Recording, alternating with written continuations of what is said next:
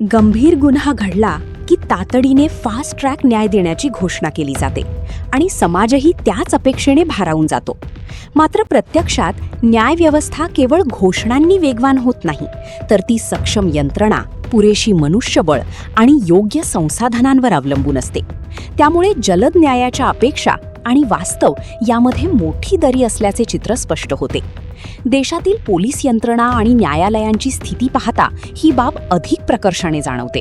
लोकसंख्येच्या तुलनेत पोलीस बळ अपुरे आहे, तर न्यायालयांमध्ये प्रकरणांचा मोठा ढिगारा प्रलंबित आहे. अशा परिस्थितीत प्रत्येक प्रकरण जलद गतीने निकाली काढणे हे आव्हानात्मक ठरते. यामुळे अनेक गंभीर गुन्ह्यांनाही न्याय मिळण्यास विलंब होतो, तर दुसरीकडे किरकोळ प्रकरणांमध्येही वेळ आणि संसाधने खर्च होतात. यामागील एक महत्त्वाचे कारण म्हणजे प्राधान्यक्रमांचा अभाव. अनेकदा कायद्यांचा वापर गौण प्रकरणांमध्ये केला जातो, ज्यामुळे यंत्रणेवर अनावश्यक ताण येतो. परिणामी खऱ्या अर्थाने गंभीर गुन्ह्यांकडे अपेक्षित वेगाने लक्ष दिले जात नाही. न्यायव्यवस्थेला सक्षम करण्यासाठी केवळ घोषणा पुरेशा नसून त्यासाठी अधिक न्यायाधीश, वाढीव पोलीस बळ आणि स्पष्ट धोरणांची गरज आहे.